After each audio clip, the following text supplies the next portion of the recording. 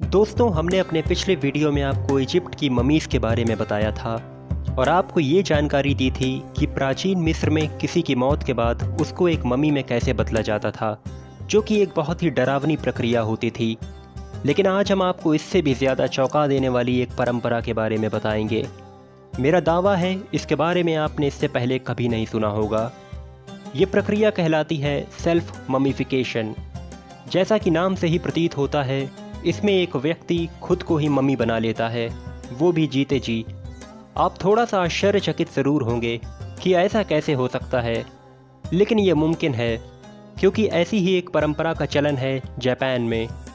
Japan अपनी आधुनिक technology के मामले में तो दुनिया में अव्वल है ही, लेकिन ये देश प्राचीन सभ्यता और परंपराओं से भी उतनी ही गहराई से जुड़ा हुआ है।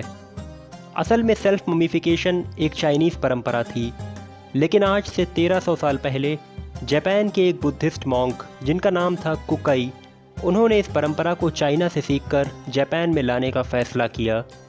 फिर धीरे धीरे यह परंपरा चाइना से विलुप्त हो गई, पर यह जापान में आज भी जीवित है।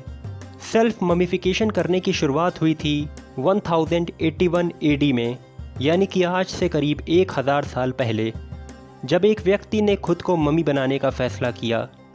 उस आदमी ने खुद को मिट्टी के नीचे दफन कर लिया, लेकिन यह वाकई में काफ़ी बचकाना था, क्योंकि इस तरह कोई मम्मी नहीं बन सकता। जब उसकी लाश को गड्ढा खोदकर कुछ दिनों के बाद बाहर निकाला गया तो वो पूरी तरह से सड़ चुकी थी, जिसका मतलब है कि ममीफिकेशन प्रोसेस फेल हो चुका है। क्योंकि मम्मी होने की पहली शर्त ही ये है कि बॉडी सालों साल तक सुरक्षित बनी रहे। इसके बाद सैकड़ों सालों तक कई लोगों ने अपने आप को मम्मी बनाने के तरीके खोजे और धीरे धीरे आने वाले सैकड़ों सालों में कुछ लोगों ने परफेक्शन के साथ इस विद्या को सीख लिया। तो दोस्तों, चलिए जान लेते हैं सेल्फ ममीफिकेशन कैसे किया जाता है, इसको कौन करता है और क्यों। तो दोस्तों, स्वागत है आप सभी का आपके अपने YouTube चैनल यूनिवर्सल ज्ञान शो में। चलिए शुरू करते हैं।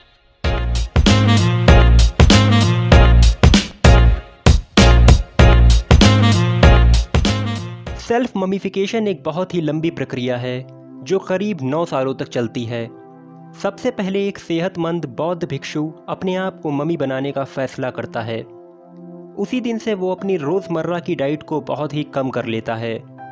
वो सिर्फ नट्स जैसे कि बादाम, काजू, फल और बीजों पर निर्भर होता है, और इसके साथ ही वो बहुत अधिक शारीरिक श्रम भी करना शुरू कर देता है। ये दिनचर्या वो करीब 3 साल तक अपनाता है। इसकी वजह से उसका शरीर बहुत ज़्यादा कमज़ोर हो जाता है। शरीर का लगभग सारा फैट ख़त्म हो जाता है, लेकिन अभी भी बौद्ध भिक्षु अपने शरीर की संरचना से संतुष्ट नहीं होते। इसीलिए वो अपने आप को और ज़्यादा प्रताड़ित करना शुरू कर देते हैं। वो अगले 3 सालों के लिए अपना भोजन और ज़्यादा कम कर देते हैं। अब ये सिर्फ पेड़ पौधों की जड़ें खाना शुरू कर देते हैं। इस वजह से इनकी बॉडी और ज़्यादा कमज़ोर हो जाती है।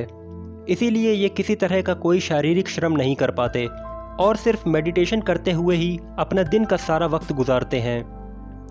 अब लगभग 6 साल ख़त्म होने को आते हैं।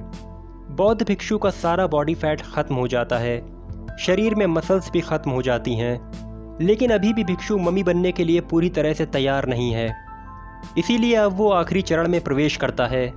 ये सबसे दर्दनाक प्रक्रिया होती है, क्योंकि 6 साल पूरे होने के बाद ये एक ख़ास तरह की चाय का सेवन करना शुरू कर देते हैं। ये चाय बनती है उरुशी के पौधे से। ये एक जहरीला पौधा होता है। इसको पीने के बाद बौद्ध भिक्षु को ज़बरदस्त उल्टियाँ आना शुरू हो जाती हैं, और इसी वजह से धीरे धीरे उसके शरीर का सारा तरल बाहर निकल जाता है और उसके शरीर से लगभग खून पूरी तरह से ख़त्म हो जाता है। अब बौद्ध भिक्षु को ये एहसास हो जाता है कि उसकी मृत्यु किसी भी क्षण हो सकती है।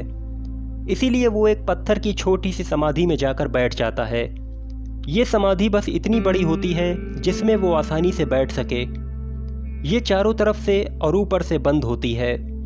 इसमें बस एक छोटा सा सुराख छोड़ा जाता है जिससे कि भिक्षु उसके अंदर सांस ले सके। इस समाधि के अंदर भिक्षु के पास एक घंटी होती है जिसे वो हर रोज़ बजाता है।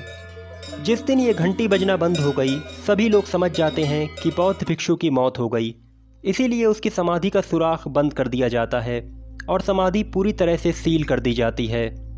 अब ये समाधि 3 साल तक दोबारा नहीं खोली जाती, और पूरे 3 साल खत्म होने के बाद इस समाधि को दोबारा खोला जाता है। अगर बौद्ध भिक्षु का शव एकदम ठीक ठाक हालत में मिलता है तो माना जाता है कि उसका सेल्फ ममिफिकेशन सफल हो गया। उसको वहाँ से ले जाकर एक मंदिर में स्थापित कर दिया जाता है। अब लोग इनकी पूजा करते हैं क्योंकि इनका स्थान अब ईश्वर के बराबर होता है। इनको लिविंग बुद्धा भी कहा जाता है।